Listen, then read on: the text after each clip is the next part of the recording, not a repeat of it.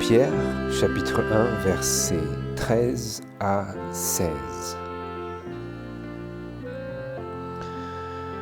C'est pourquoi, saignez les reins de votre entendement, soyez sobres et attendez avec une parfaite espérance la grâce qui vous sera apportée à la révélation de Jésus-Christ.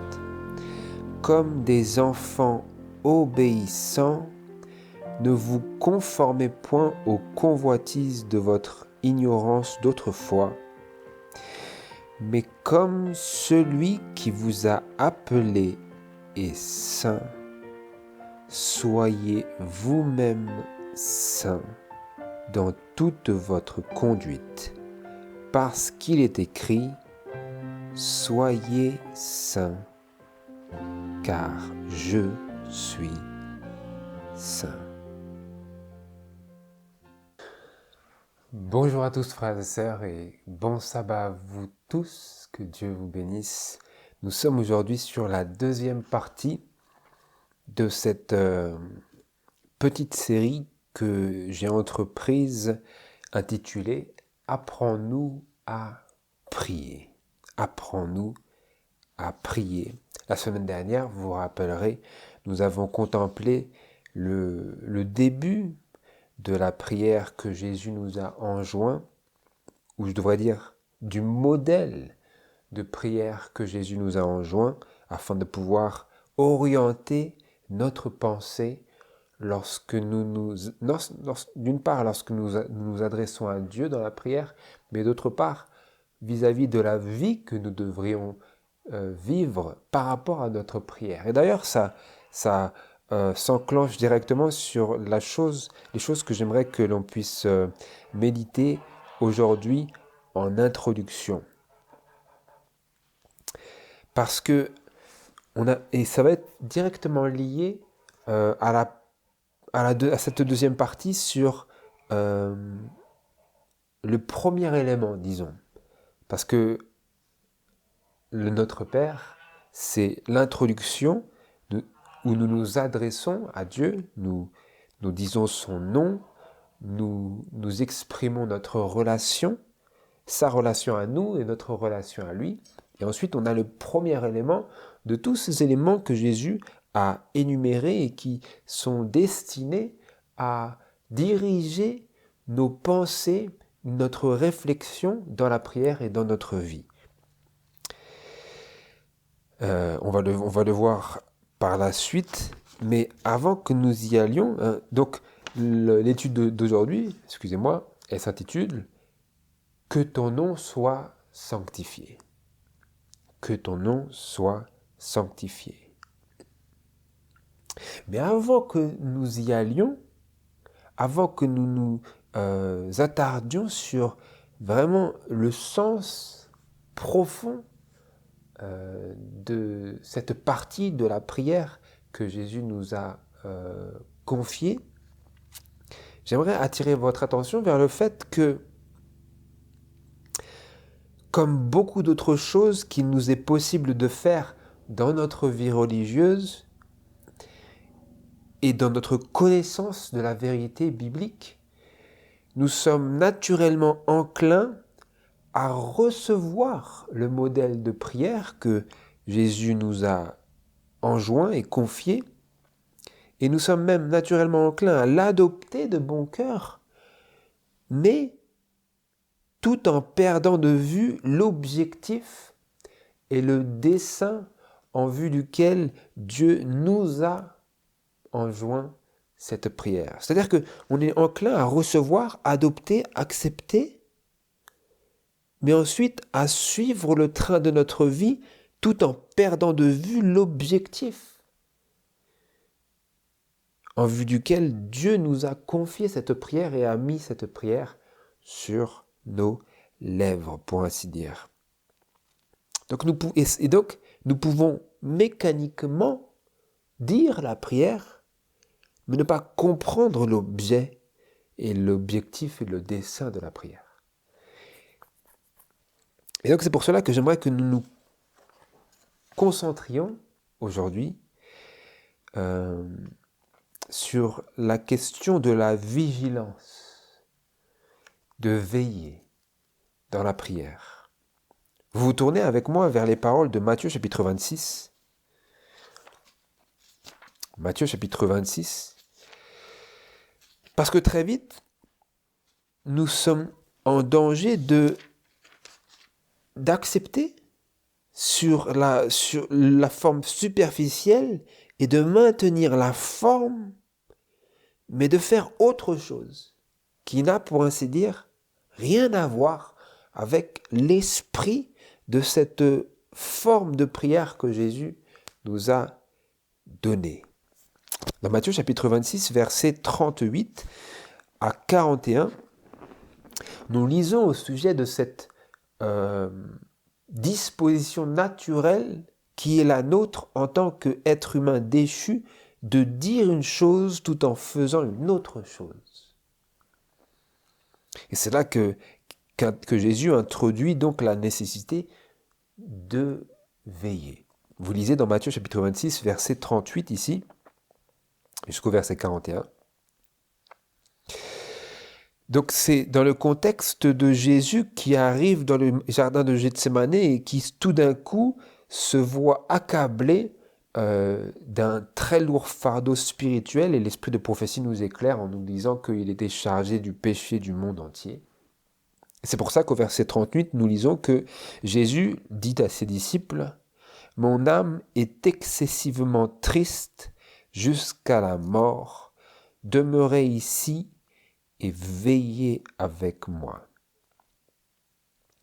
Et il alla un peu plus loin et se jeta le visage contre terre et pria, disant « Ô mon Père, s'il est possible que cette coupe passe loin de moi, toutefois non pas comme je veux, mais comme tu veux. »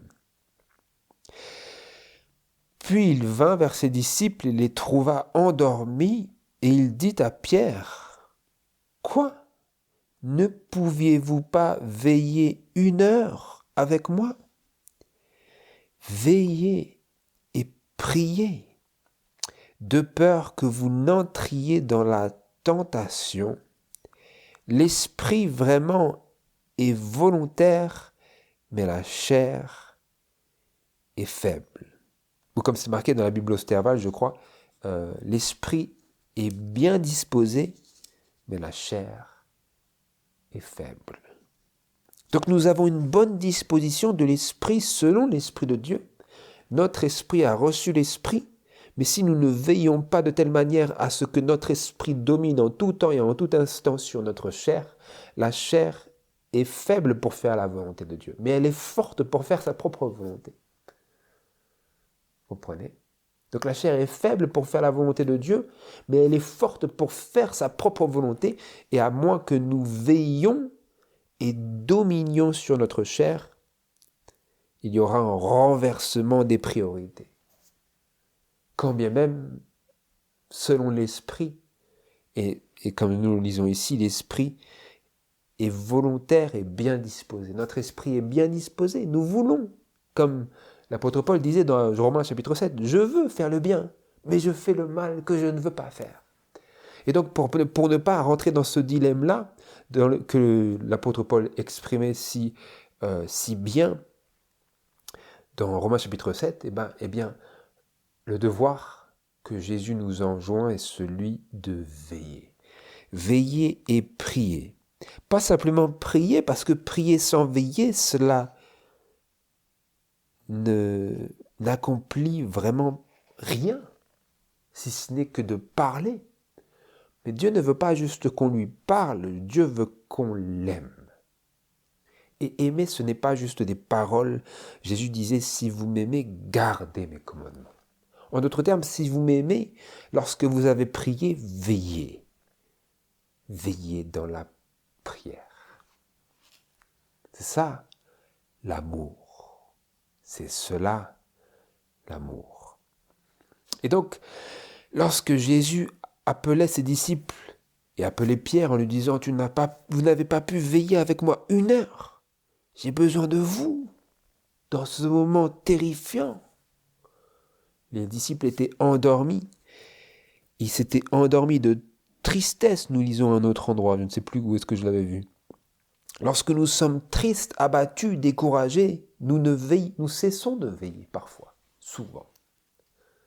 Et donc, la nécessité qui nous est enjointe par Jésus et par notre Père de veiller est celle de surmonter nos découragements et de faire ce qui est juste plutôt que de faire ce que notre faible chair désire que nous fassions, c'est-à-dire que nous abandonnions, que nous baissions les drapeaux, que nous jetions l'éponge et que nous laissions à la chair ses plaisirs, son relâchement, son apaisement. La chair n'aime pas être contraint par la pression de faire la volonté de Dieu et c'est là que survient devant nous et devant notre esprit la nécessité non pas simplement de prier, mais de veiller. Vous voyez ?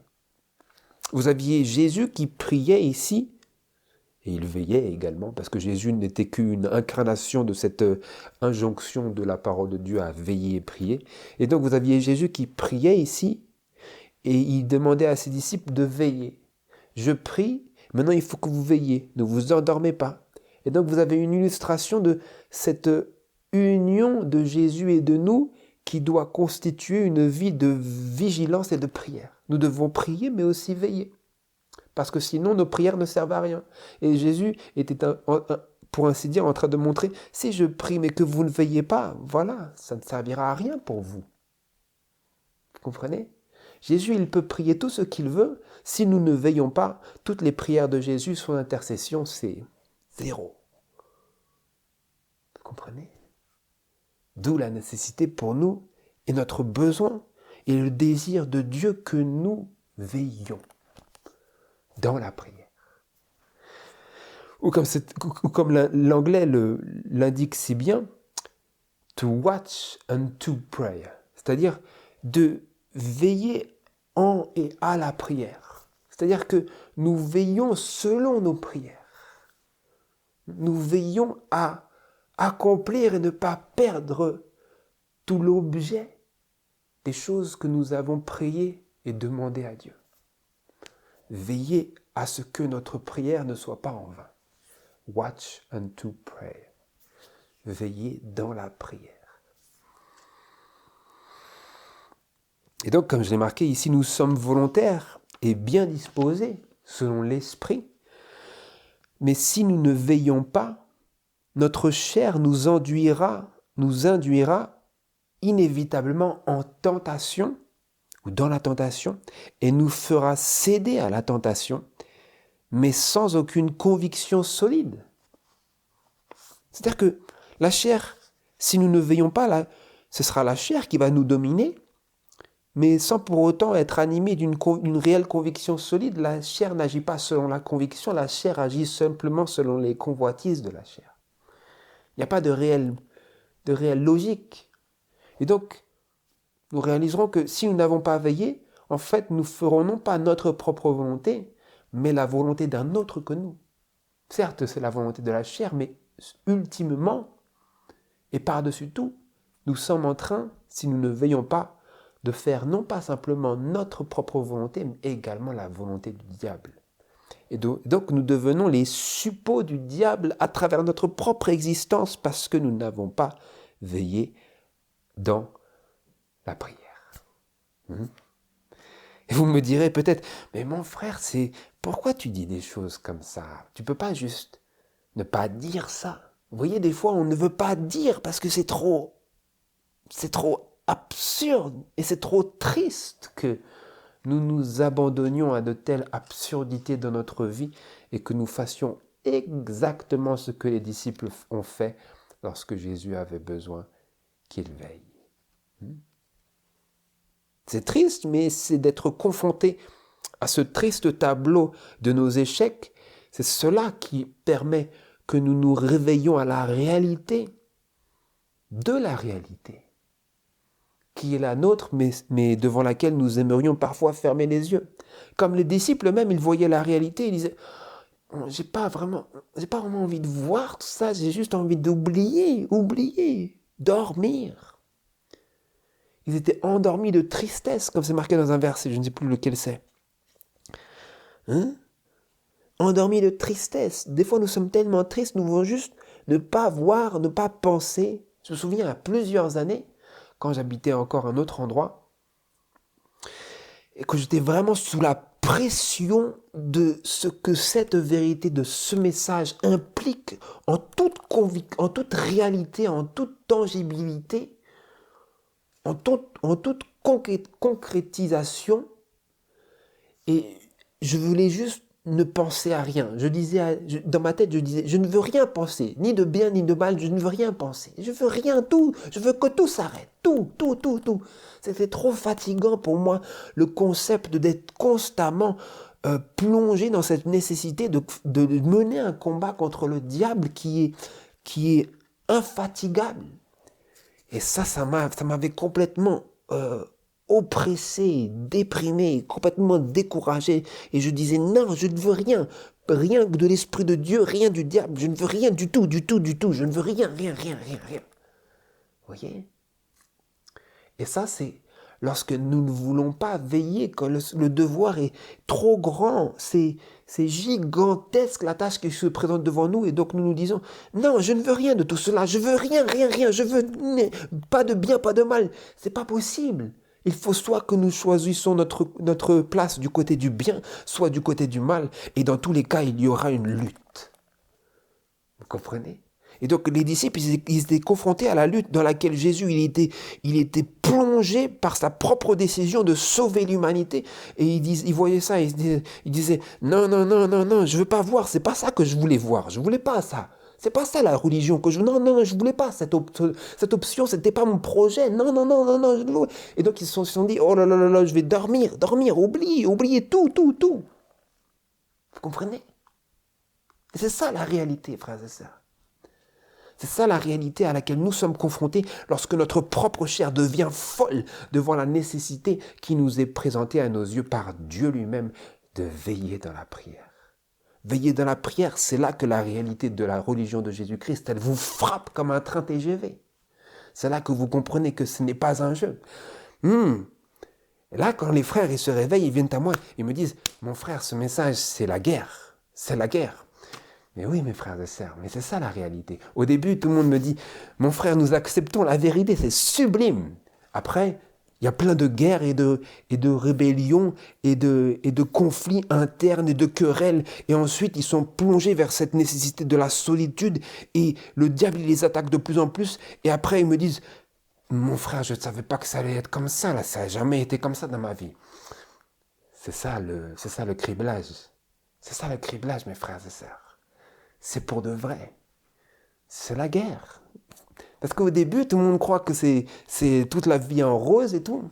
Et après, le diable, il fracasse ses verres glacés, là. Et après, c'est la réalité qui frappe. Et Jésus, il a été confronté à l'amertume de devoir être confronté au poids du péché du monde entier. Et les disciples, ils voyaient cela et disaient, ouais, non, c'est pas ça, on n'a pas, c'est pas inscrit pour tout cela, Seigneur. Et Jésus, il venait à eux, il disait, oh, vous êtes fatigués là, vous êtes fatigués, et ça ne fait que commencer.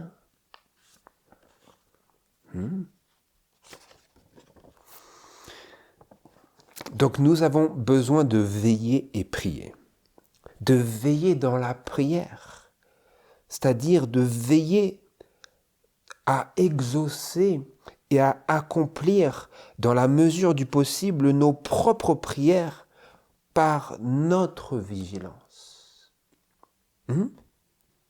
Nous devons, c'est dans notre... Dieu nous enjoint ce devoir dans sa miséricorde, dans son amour, dans sa tendresse. Il nous enjoint ce devoir de veiller dans la prière, de veiller à exaucer et à accomplir nous-mêmes, dans la mesure du possible, nos propres prières par notre vigilance. Et donc, parfois, nous venons à Dieu et nous disons, Seigneur, tu vas me rendre sage, donne-moi la sagesse. Seigneur, donne-moi la patience. Seigneur, donne-moi tout. Donne-moi plein de entrain pour ta parole, donne-moi du zèle, donne-moi Seigneur du discernement, donne-moi Seigneur d'aimer, donne-moi ta. Et nous ne réalisons pas. Après, tac, tac, tac, nous prions, nous plions bagage, nous disons Seigneur, Amen, au nom de Jésus, Amen, Alléluia. Et après, qu'est-ce qu'il faut faire? Après, nous oublions. Après, nous pensons, merci, Dieu, il va tout faire pour moi. Non, non, mes frères et sœurs, il ne va pas tout faire pour moi. Il ne va pas tout faire pour nous. Dieu, maintenant, il veut que nous efforcions d'exaucer et d'accomplir nous-mêmes, dans la mesure de notre possible, mais également par sa grâce, nos propres prières. Donc les choses que nous demandons, nous devons également maintenant veiller pour mettre nos efforts et, comme ils disent en anglais, mettre notre argent là où est notre bouche. Parce que c'est bien de dire, mais ensuite, maintenant, il faut mettre l'argent. Mettre l'argent, c'est-à-dire s'impliquer dans ce que nous avons demandé. La prière, c'est pas juste dire à Dieu, fais ça pour moi, Seigneur, et ensuite, nous disons maintenant, la responsabilité, elle incombe à Dieu. C'est Dieu maintenant, il est responsable de faire tout cela pour moi. Non, non, non, mes frères et sœurs, ce n'est pas comme ça que ça fonctionne. C'est pour ça que nous avons un besoin profond d'apprendre à prier. Beaucoup ne savent pas prier, ou beaucoup savent parler, mais ne comprennent pas de quoi il s'agit lorsqu'ils sont appelés à prier, et, qui plus est, à veiller dans la prière. Donc, lorsque nous demandons à Dieu de nous donner de la patience, mes frères, attention. Ou je devrais dire attention, mais c'est bien, mais il faut savoir que Dieu, il va vous donner les épreuves pour que vous appreniez comment gagner de la patience. Donc, vous êtes impatient, et Dieu, qu'est-ce qu'il va faire? Il va vous donner des épreuves pour vous mettre encore plus à l'épreuve dans votre impatience, pour que vous puissiez cultiver la patience. Vous n'aimez pas, vous dites Seigneur, donnez-moi l'amour, merci Seigneur, Amen. Après, en réalité, notre devoir, ce qui nous incombe de faire, c'est maintenant, et nous serons confrontés également à des situations où nous aurons des personnes qui seront devant nous, qui seront pas aimables. Et maintenant, c'est là qu'il faut que nous exaucions nos propres prières, en aimant ceux qui ne sont pas aimables. Nous avons du mal à aimer. Et maintenant, Dieu va permettre que les choses soient orchestrées d'une telle manière que nous serons confrontés à des personnes et à des situations où, plus encore, le devoir d'aimer, il est prépondérant. Il se manifeste.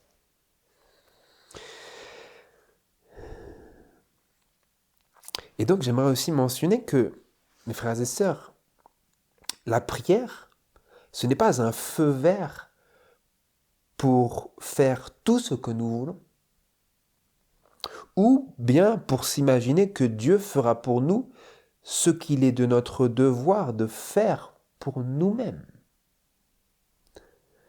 La prière, c'est un engagement personnel pour faire non pas notre volonté et la volonté de la chair, mais la volonté de Dieu. Est-ce que vous aviez déjà réfléchi au fait que la prière, ce n'est pas juste se décharger de notre responsabilité et mettre toute la responsabilité en Dieu et sur Dieu, mais plutôt que c'est un engagement personnel. Et donc la prière que Jésus a mis sur nos lèvres à travers l'enseignement qu'il a donné aux disciples, que nous lisions la dernière fois dans Matthieu chapitre 6, ce n'est pas juste une déclaration d'un aveu de supériorité. La religion de Jésus, ce n'est pas l'islam, mes frères et sœurs. L'islam, c'est nous croyons en Allah et en Mohammed comme son prophète, et puis c'est terminé. Boum. Les gens, ils disent cela, après ils sont rentrés dans l'islam. Et après, bon, on ne sait pas vraiment s'ils vont pouvoir aller au paradis, c'est un peu incertain, à part s'ils font le grand djihad. Vous voyez? Donc, l'islam, être soumis, selon la religion de Mohammed, c'est un aveu de la supériorité de Dieu. Jésus, la prière de notre Père, ce n'est pas un aveu de la supériorité de Dieu. C'est un engagement personnel à mettre notre argent là où est notre bouche. Comprenez? Et chaque élément que nous avons commencé, que nous sommes en train et que nous, par la grâce de Dieu, continuerons d'examiner et d'étudier dans cette prière que Jésus nous a confiée, chacun de ces éléments-là constitue une partie de cet engagement personnel à exaucer nos propres prières. Et également, bien entendu, à demander le secours de Dieu pour faire ce qui nous est impossible de faire dans nos propres forces. Mais avec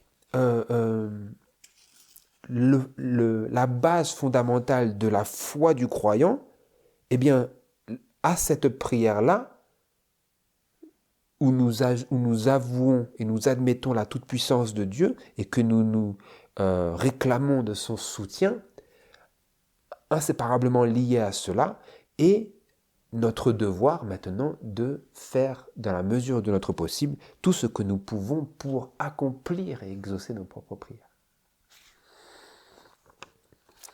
Et donc là maintenant, j'aimerais, sur la question de toujours le fait de veiller, j'aimerais lire la citation suivante dans le livre Prayer, c'est-à-dire la prière, à la page 69 et au paragraphe 1 où il y a cette courte phrase qui nous dit « Nous vivons à une époque où résister au mal nécessite une vigilance et des prières constantes. » Nous vivons à une époque, disait-elle il y a plus d'1 siècle, mes frères et sœurs. Vous imaginez un peu? Il y a plus d'1 siècle, disait-elle, au sujet d'une génération qui, comparée à la nôtre, était vraiment une génération de saints, mes frères et sœurs, comparée à la nôtre. C'était tous des saints comparés à nous. En comparaison, je dis bien entendu, ultimement par rapport à Dieu, non, pas du tout. D'ailleurs, la preuve, nous le lisons. Mais comparé à nous, cette génération dans laquelle nous vivons aujourd'hui, frères et sœurs, où les enfants sont des petits démons ambulants, et où même les personnes âgées sont rentrées dans cet abandon systématique des valeurs morales qui fut anciennement enseignées, qui leur fut même à eux inculqué, et où tout le monde est un peu à tout azimut, pour ainsi dire, en termes de moralité, sans parler de spiritualité. Donc, eux-mêmes vivaient à une époque, disait-elle, où résister au mal nécessitait une vigilance et des prières constantes, et à combien plus forte raison aujourd'hui. C'est décuplé maintenant. Donc nous vivons, à je ne sais pas combien plus forte raison, aujourd'hui, à une époque où résister au mal nécessite une vigilance et des prières constantes. Résister au mal nécessite une vigilance et des prières constantes. Et la raison pour laquelle je voulais lire cela, c'est pour que nous réalisions que dans notre désir d'apprendre à prier, il nous faut réaliser que, comme je l'ai mentionné juste avant, nous sommes complètement en danger à tout instant, sans vigilance, de sombrer avec notre acquis intellectuel de connaissance sur la vérité, de sombrer dans la forme et de céder au mal environnant, si nous ne veillons pas. Vous voyez? Donc, à tout instant, à chaque étape de notre accumulation de connaissances et de même réalisation personnelle sur notre devoir dans la prière et la manière de prière, l'esprit qu'il nous faut adopter et la relation qu'il nous faut avoir dans la prière. Il nous faut à chaque étape réaliser que sans la vigilance, ça devient rien de plus qu'une forme. Rien de plus qu'une forme. Donc c'est pour ça que j'avais vraiment envie que nous partions de bon pied, pour ainsi dire, sur sur ces réflexions sur la prière de Jésus pour que nous gardions à l'esprit à chaque instant qu'il est absolument possible pour nous que nous disions la bonne chose tout en faisant la mauvaise. C'est le grand danger dans lequel et qui nous guette en ces derniers jours et qui a englouti le christianisme moderne, qui souvent dit les bonnes choses, mais qui très souvent fait les choses complètement inverses. Donc c'est cette combinaison entre dire les bonnes choses, faire les bonnes choses et faire ce qui est complètement mauvais qui caractérise le christianisme moderne et le protestantisme apostat. Et c'est précisément cette manifestation de religion que nous cherchons à absolument éviter à tout prix. Encore une autre citation pour fortifier cela. Dans Parabole de Jésus, à la page 120 et au paragraphe 2, je lis le suivant. « Prier et croire, telle est la part de l'homme. Veillez dans la prière, nous dit-on. Veillez et coopérez avec le Dieu qui entend les prières. N'oubliez pas que nous sommes ouvriers avec Dieu. » Elle cite 1 Corinthiens chapitre 3, verset 9. Parlez et agissez en harmonie avec vos prières.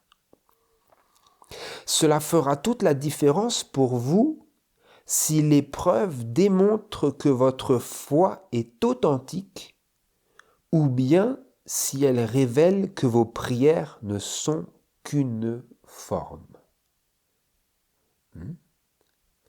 Cela fera toute la différence pour vous si l'épreuve démontre que votre foi est authentique ou bien si elle révèle que vos prières ne sont qu'une forme. Donc l'épreuve va manifester cela. Mais bon, quand l'épreuve manifeste cela, c'est trop tard. Donc c'est pour nous aujourd'hui de déterminer si nos prières ne sont qu'une forme et si c'est le cas dans la moindre mesure que ce soit, il nous faut accepter le devoir que Dieu nous confie d'avoir cette foi authentique. Et donc, si nous avons une foi authentique, de notre foi découlera une vie de prière également authentique. Et comment est caractérisée cette foi authentique et cette vie de prière authentique? C'est lorsque nous parlons et que nous agissons en harmonie avec nos prières. Vous voyez, donc, lorsque nous prions, parfois nous segmentons notre vie. Et c'est ça que nous voulons arriver à bien discerner ici. Parfois nous segmentons notre vie. Nous avons la vie religieuse, ensuite nous fermons la vie à cette vie, nous avons la vie du monde, ensuite nous fermons à cette vie, nous avons la vie administrative. Généralement elles sont en vase communicant avec la vie du monde. Et généralement, quand tout est segmenté comme ça, vous avez un vase communicant entre la vie du monde avec la vie religieuse, et bien que nous avons séparé les deux, et bien la vie du monde, elle vient engloutir ce petit lieu encloisonné de notre religion, et il est rempli de l'esprit du monde parce que nous avons tout segmenté comme cela, alors que en réalité, dans le plan de Dieu, notre religion doit être partout dans notre vie. Elle ne doit pas être segmentée un peu là, et ensuite un peu là, ma vie profane est là. Vous savez, je vais être complètement clair. Il y a de nombreuses années, j'étais allé chez un frère adventiste qui plus est. Et il avait son armoire ici avec son poste télévision, ce grand écran plat et tout. À l'époque, c'était cher. Maintenant, c'est toujours cher, bref, peu importe. Et d'un côté, il avait les films profanes, et d'un autre côté, il avait les films spirituels. Et ensuite, il me disait, ah, mais tu vois, moi, je fais la différence entre le profane et le sacré. Et là, mais moi, je connaissais pas beaucoup. J'étais encore dans les balbutiements, et j'aimais beaucoup le frère. Je l'aime encore, s'il me voit, qu'il sache. Et je me suis dit, mais bon, j'imagine. je sais pas, je voulais pas me croire plus saint que les autres. Donc je me suis dit, ça doit être ok, ça doit être correct. Enfin, moi, je suis pas un expert dans la question. Hmm. Donc je me suis dit, il doit avoir raison, je sais pas, là je vois pas, parce que moi j'étais dans le monde et là je touche plus aux choses du monde. Mais lui, il a les choses du monde, elles sont en plein dans sa bibliothèque. Et donc c'est juste pour vous dire que c'est possible que nous parlions dans nos prières, nous disions des belles choses à Dieu, mais que notre vie, elle n'ait rien à voir avec tout ce que nous disons à Dieu. Ça n'a rien à voir. Et donc la foi authentique, c'est lorsque notre vie, nos actions, notre vie de tous les jours, vous pouvez la comparer à quelqu'un, il vient là sans aucune préparation, il ne vous appelle pas, hein, comment dire, les inspecteurs du travail. Ils viennent, ils ne vous préviennent pas, ils arrivent et ils regardent si vous avez des personnes qui travaillent au black. Voilà, quelqu'un, il vient dans votre vie, aucune préparation, vous n'avez pas été appelé préalablement, et il dit, alors, elle est comment ta vie? Est-ce que ta vie, c'est vraiment ce que tu dis? Est-ce que c'est conforme à tes prières? Est-ce que c'est vraiment conforme? Est-ce que c'est vraiment en harmonie? Ou est-ce que c'est juste du blabla? Quand l'inspecteur de travaux finis, il vient chez vous, ou avant même que les travaux soient finis, l'inspecteur du travail, il vient chez vous dans votre vie spirituelle, est-ce qu'il peut venir et dire, qui que ce soit, et dire, voilà, la vie de ce frère, franchement, ce qu'il dit, il le fait. Ce qu'il dit, il le fait. Le frère, il n'a pas menti, quoi. Il n'a pas menti. Il dit ça dans les sermons. Moi, je me suis dit, bon, ouais, il est en train un peu il pousse la chose, mais forcément, dans sa vie, il fait des choses comme le monde fait. Non, ce frère, il ne fait pas les choses comme le monde fait. Tu viens chez lui, c'est ce qu'il a prié, c'est ce qu'il fait. Vous comprenez, mes frères et sœurs? C'est ça, parler et agir en harmonie avec nos prières. Pas juste parler, dire des belles choses, et ensuite notre vie, c'est... si on compare avec le mondain, il y a quelques différences, mais plus ou moins, c'est à peu près la même chose, c'est du même acabit. C'est ça, quand c'est pas authentique, c'est cela. Et l'épreuve révélera, quelle que soit notre position, quel que soit notre degré d'isolation, où nous avons peut-être réussi à cacher certaines choses à d'autres yeux, l'épreuve révélera, tout œil saura, toute oreille verra. Ce qui a été dit dans les coins sera crié sur les toits.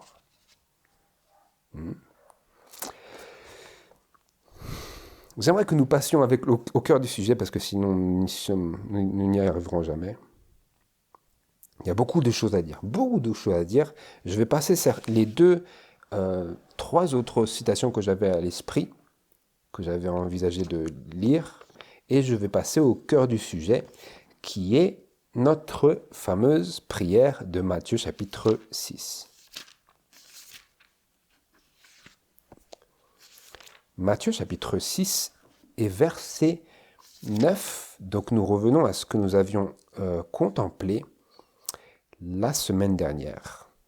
Matthieu chapitre 6, verset 9, Jésus disait, « Vous donc priez ainsi, Notre Père qui est au ciel, que ton nom soit sanctifié. » Que ton nom soit sanctifié. Je réalise que la dernière fois, en fait, c'était Luc chapitre 11, verset 2. Moi, c'est la même chose. Luc chapitre 11, c'est la même chose, hein, mais juste pour avoir la suite de ce que nous avions contemplé la dernière fois. Et il leur dit, quand vous priez, dites notre Père qui est au ciel, que ton nom soit sanctifié. Que ton nom soit sanctifié. Et donc là, c'est là que nous allons arriver à faire le lien entre ce que nous avons contemplé sur la question de veiller dans la prière et la prière que Jésus nous a enjointe et a placée sur nos lèvres. Vous voyez, directement, nous pouvons dire cela et le répéter d'une telle manière que nous n'avons plus aucune notion de ce que c'est censé stimuler et susciter à la fois dans notre esprit et dans nos actes et dans notre vie. Vous voyez, donc c'est pour ça que veiller dans la prière, c'est vraiment réfléchir. Comment est-ce que je dois faire pour que ma vie, elle reflète parfaitement ce que j'ai dit à Dieu. Hein? Rappelez-vous, la prière, ce n'est pas juste parler des paroles, la prière, c'est un engagement personnel. Comme lorsque vous baptisez, la prière, c'est également un engagement. Vous vous engagez, vous vous baptisez, vous dites, voilà, c'est ça que je vais faire. Maintenant, vous priez à Dieu. Hein, Dieu, il ne fait pas oui et non. Avec Dieu, toutes les promesses de Dieu sont oui et amen. Et donc, lorsque nous parlons à Dieu, Dieu aime bien que nous lui reflétions ce qu'il nous a montré. Hein, comme quand vous parlez à quelqu'un, vous aimez que cette personne, elle fasse écho aux choses que vous avez cherché à lui inculquer, n'est-ce pas? C'est la manière naturelle dont les êtres humains aiment à s'entretenir les uns avec les autres d'une manière où chacun respecte la mesure de sagesse qu'on leur a transmise en nous reflétant cette sagesse. Eh bien, cela nous vient de Dieu. Dieu aime que nous lui reflétions la sagesse qu'il nous transmet. Et donc, lorsqu'il nous manifeste son caractère comme cela, il aime que nous venions à lui d'une manière où nous prenons en sérieux non pas ses paroles seulement, mais également les paroles que nous lui disons. Dieu est sérieux dans ce qu'il dit. Dieu, il ne dit pas les choses au hasard, et il aime bien que nous nous tournions vers lui et que nous adressions à lui d'une manière où nous montrons à Dieu que nous aussi nous sommes prêts à être sérieux avec ce que nous disons. C'est ça. Ça ne veut pas dire que nous imaginons que nos paroles ont une puissance, mais ça veut dire d'être conscient du poids de ce que nous sommes en train de dire à Dieu plutôt que de juste sortir beaucoup de choses, dire beaucoup de choses à Dieu et de nous souvenir que de très peu. Dieu aime bien que nous réfléchissions à ce que nous lui disions pour que nous lui montrions que nous sommes conscients que ce que nous sommes en train de dire a une certaine a des répercussions et que nous avons pour dessein qu'elles aient des répercussions positives et éternelles. Ça, Dieu, il aime. Donc, nous nous adressons à notre Père et nous lui disons, Père, que ton nom soit sanctifié. Et maintenant, réfléchissez à ce que cela implique. Et là, j'aimerais attirer votre attention vers un espèce de parallèle ici pour nous faire réfléchir au sens de cette prière. Voilà la sanctification du nom de Dieu que nous disons que ton nom soit sanctifié. Elle est selon le même principe que la sanctification du sabbat. Selon le même principe. Dans quel sens? Dans le sens que le sabbat, il est déjà saint. Le sabbat, il est saint. Parce que, comme c'est marqué dans Genèse chapitre 2, il me semble, dans ses premiers versets, versets 1 et 2, Dieu a mis à part le sabbat et l'a sanctifié. Il l'a mis à part pour un usage sacré, n'est-ce pas? Pour l'homme. Le sabbat a été fait pour l'homme. Et donc le sabbat, il est déjà saint. Vous voyez? Dieu l'a sanctifié en le mettant à part pour un usage sacré. Et le devoir qui nous incombe est celui de le garder saint. Comme cela nous est suggéré dans le langage de Exode chapitre 20 verset 8 en anglais, où il y a marqué Remember the Sabbath to keep it holy. To keep it holy, ça veut dire le garder saint. Littéralement, souvenez-vous du sabbat pour le garder saint. Littéralement. Et donc, sanctifier le sabbat, c'est le garder saint. Le sabbat, il est déjà saint, mais lorsque nous entrons en connexion, en relation, en lien direct avec le sabbat, en entrant dans les heures du sabbat, le sabbat est un temple fait de temps, ce n'est pas un temple fait de main, mais c'est un temple fait de temps. C'est-à-dire que où que vous soyez sur la terre, le sabbat, il est là. Boum. Vous y êtes. Parce que c'est un temple qui est fait non pas de main et de pierre, mais de temps. Tant que vous êtes dans le temps du sabbat, vous êtes dans le sabbat. Que vous le vouliez ou non. Vous comprenez? Et donc, lorsque nous arrivons dans le sabbat, le devoir qui nous est placé en tant qu'une charge sacrée de Dieu, dans Exode chapitre 20, verset 8, c'est celui de garder le sabbat. Le sabbat, il est déjà saint, mais selon l'attitude que nous adoptons vis-à-vis du sabbat, nous pouvons soit le garder saint, c'est-à-dire le sanctifier, soit le profaner. Lui ôter sa sainteté par notre attitude envers le sabbat. Alors le sabbat, il restera saint, mais vis-à-vis de nous, nous l'aurons profané. Vous comprenez ?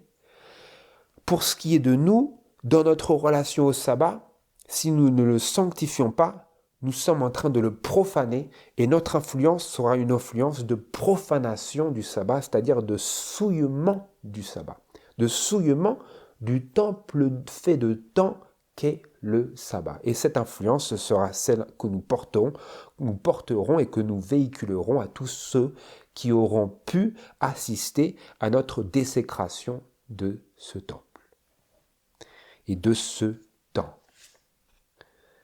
qui est saint. Et donc, de la même manière que ça c'est vrai pour le sabbat, aussi, Dieu, il est déjà saint. Donc le sabbat, il a été mis à part, sanctifié. Le sabbat, il est saint. Et de la même manière, selon ce même principe, Dieu, il est déjà saint. Sauf qu'il n'est pas saint parce que quelqu'un l'a sanctifié, il est saint parce que c'est sa nature. C'est son caractère, je devrais même dire. Et donc, nous ne pouvons pas le rendre saint. Nous ne pouvons pas rendre Dieu saint. Dieu, il est déjà saint. Toutefois, la prière que Jésus a placée sur nos lèvres est destinée à nous rappeler à nous-mêmes notre devoir de vivre dans notre propre vie la sainteté de Dieu et, qui puisait, de ne pas profaner le nom de Dieu en ne représentant pas sous un faux jour ou une mauvaise lumière ou en ne ternissant pas, en ne souillant pas la sainteté et le caractère de Dieu. Donc lorsque nous disons que ton nom soit sanctifié, nous demandons à ce que son nom soit préservé saint dans notre vie. Voyons voir.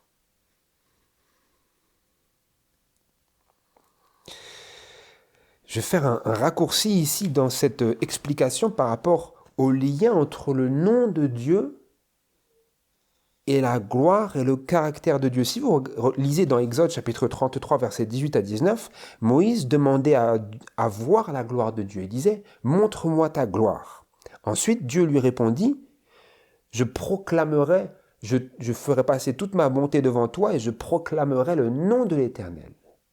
Donc nous avons ici un lien qui nous est fait dans la parole de Dieu entre la gloire de Dieu et son nom. La gloire de Dieu et son nom. Moïse a demandé à voir la gloire de Dieu. Dieu lui a dit, je vais te proclamer mon nom. Donc, le nom de Dieu, c'est sa gloire. Et quelle est la gloire de Dieu ? Dans Exode chapitre 34, versets 5 à 7, nous lisons que quand Dieu proclama son nom, il commença à énumérer tous les traits de son caractère. Dans Exode chapitre 34, nous lisons au verset 5 le suivant.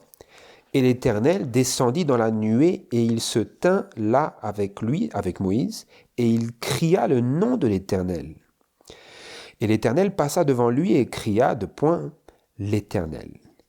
L'Éternel, le Dieu miséricordieux et compatissant, lent à la colère, abondant en grâce et en fidélité, qui conserve sa grâce jusqu'à 1000 générations, qui pardonne l'iniquité, le crime et le péché, mais qui ne tient point le coupable pour innocent, qui punit l'iniquité des pères sur les enfants et sur les enfants des enfants jusqu'à la 3e et à la 4e génération. Donc voilà, lorsque Dieu a proclamé ce nom qu'il avait dit qu'il allait proclamer quand il avait répondu à Moïse, il avait dit je ferai passer toute ma bonté devant ta face et je crierai devant toi le nom de l'Éternel. Lorsqu'il a crié le nom de l'Éternel, qu'est-ce qu'il a proclamé? Il a proclamé son caractère. Hein? Vous le voyez ici? Le Dieu miséricordieux, compatissant, lent à la colère, abondant en grâce et en fidélité, qui conserve sa grâce jusqu'à 1000 générations, qui pardonne le crime et le péché, etc. Et qui est juste tout de même, qui ne tient point le coupable pour innocent. Vous avez ici donc le lien entre la gloire et le nom et le caractère de Dieu. Ce sont tous des mots synonymes dans la Bible vis-à-vis de Dieu lui-même. Donc, si vous prenez bien en compte ces révélations bibliques-là au sujet du nom de Dieu, vous arrivez à comprendre que sanctifier le nom de Dieu, c'est à la fois vivre et représenter fidèlement son caractère. Nous avons vu sanctifier le sabbat, c'est le garder saint. Maintenant, sanctifier le nom de Dieu, c'est garder saint le caractère de Dieu, préserver ce caractère. Dieu, il ne change pas, mais par rapport à nous, dans notre vie, c'est cela que cela veut dire et que cela implique que le nom de Dieu soit sanctifié. Comme d'ailleurs cela nous est présenté dans cette déclaration de l'esprit de prophétie, où il est écrit,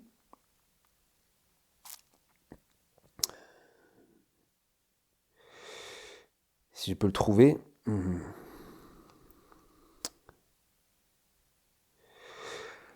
dans Heureux ceux qui, à la page 89 et au paragraphe 1, il est écrit, en disant que ton nom soit sanctifié, vous exprimez le désir que ce nom soit sanctifié dans ce monde, sanctifié en vous.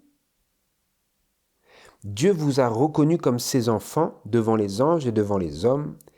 Priez donc que vous n'outragiez pas le beau nom qui a été invoqué sur vous.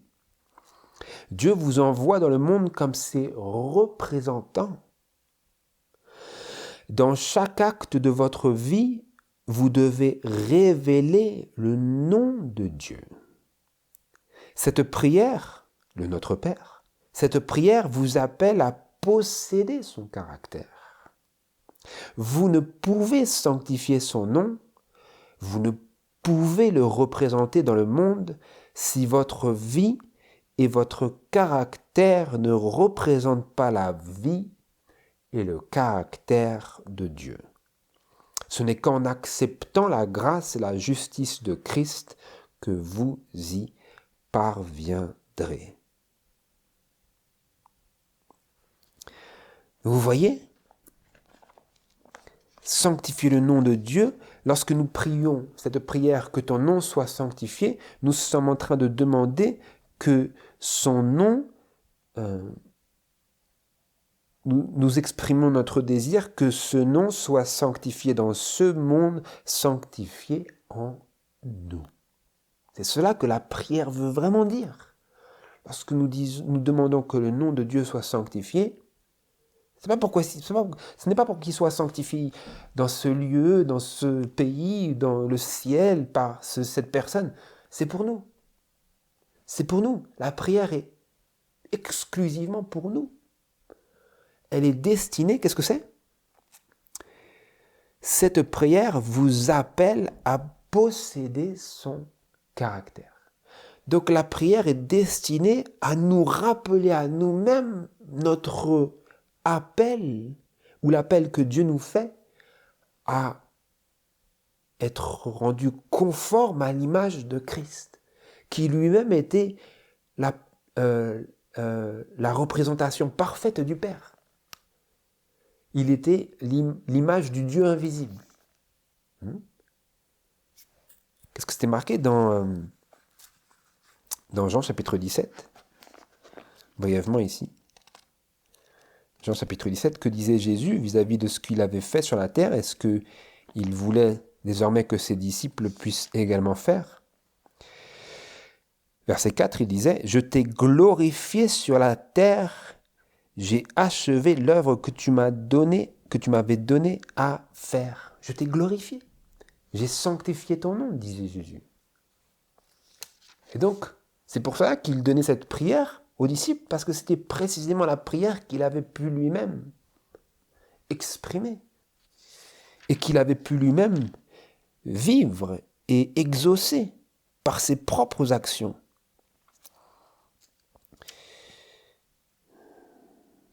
Comme c'était marqué au verset 6, « J'ai manifesté ton nom aux hommes que tu m'as donnés du monde.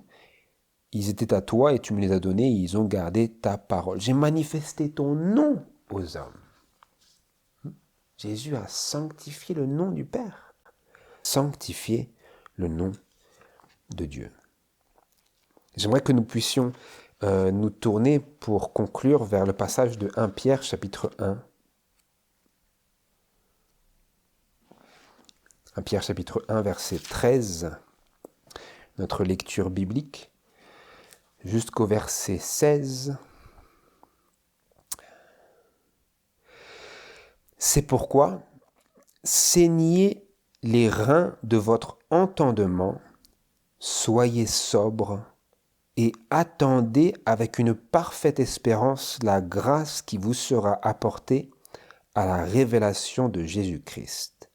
Comme des enfants obéissants, ne vous conformez point aux convoitises de votre ignorance d'autrefois, mais comme celui qui vous a appelé est saint, soyez vous-même saints dans toute votre conduite, parce qu'il est écrit « Soyez saints, car je suis saint. »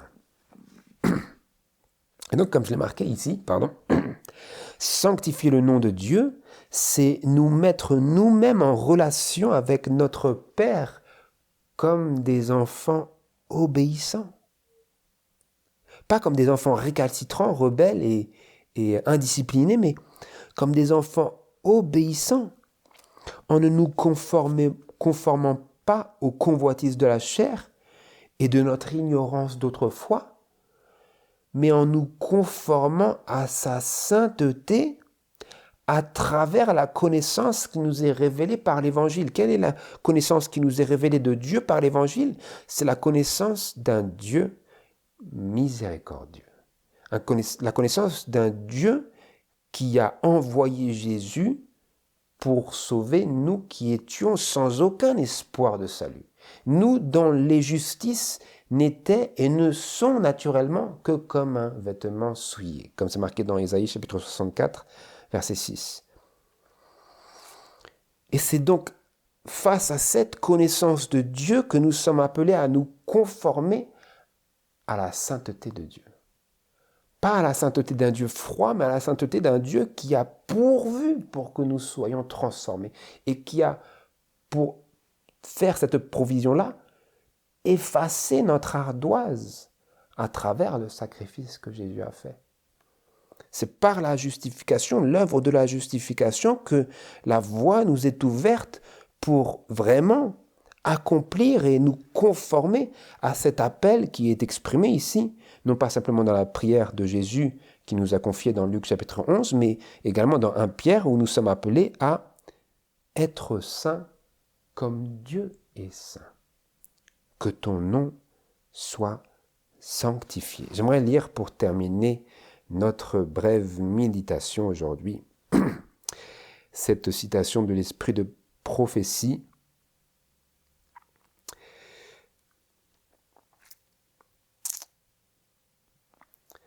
dans Heureux ceux qui, à la page 88 et au paragraphe 3.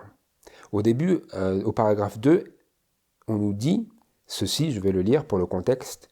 « Sanctifiez le nom du Seigneur, c'est parler de l'être suprême avec une extrême vénération. Elle cite « Son nom est saint et révérend ». Psaume chapitre 111 verset 9. Les noms et les qualificatifs de Dieu ne doivent jamais être prononcés à la légère. Par la prière, nous pénétrons dans la salle d'audience du Très-Haut. Et c'est rempli d'une crainte respectueuse que nous devons nous présenter devant lui. Les anges voilent leur face en sa présence. Les chérubins et les séraphins saints et resplendissants s'approchent de son trône dans une attitude de profond respect. Combien plus, nous qui sommes pécheurs, ne devrions-nous donc pas nous approcher de notre Seigneur et Créateur avec une sainte révérence? Donc la prière met en lumière la révérence de Dieu, avec laquelle nous devrions et nous sommes toujours appelés à le considérer. Et ensuite, cela continue ici par le paragraphe suivant, 88, paragraphe 3, qui nous dit le suivant. Mais sanctifier le nom du Seigneur signifie plus que cela. Oui, c'est le tenir en révérence, révérer son nom, craindre son nom, respecter son nom et sa présence et sa sainteté. Mais cela signifie plus que cela encore. Nous pouvons, comme les Juifs au temps de Christ, manifester une grande vénération extérieure pour Dieu et cependant profaner constamment son nom. Donc nous pouvons avoir une attitude extérieure de ce qui semblerait être une profonde vénération, tout en profanant constamment son nom par la vie intérieure et qui est souvent, peut-être même toujours, cachée aux yeux des autres. Le nom de l'Éternel est miséricordieux et compatissant, lent à la colère, abondant en grâce et en fidélité, qui pardonne l'iniquité, le crime et le péché. Au sujet de l'Église de Christ, il est écrit « Et voici comment on l'appellera, l'Éternel, notre justice. » Voici comment on appellera l'Église de Christ, l'Éternel, notre justice. C'est-à-dire, en regardant l'Église de Christ, on ne verra que l'Éternel, notre justice. Parce qu'elle est purifiée de ses propres injustices et elle est revêtue activement de la justice de Christ. Ce nom est attribué à chaque disciple de Jésus. C'est l'héritage de l'enfant de Dieu. Le Père donne son nom à sa famille. Pendant la détresse et les tribulations d'Israël, le prophète Jérémie priait disant « Ton nom est invoqué sur nous, ne nous abandonne pas. » Ce nom est sanctifié par les anges des cieux et par les habitants des mondes qui n'ont pas péché. Et ensuite, cela revient sur ce que je lisais.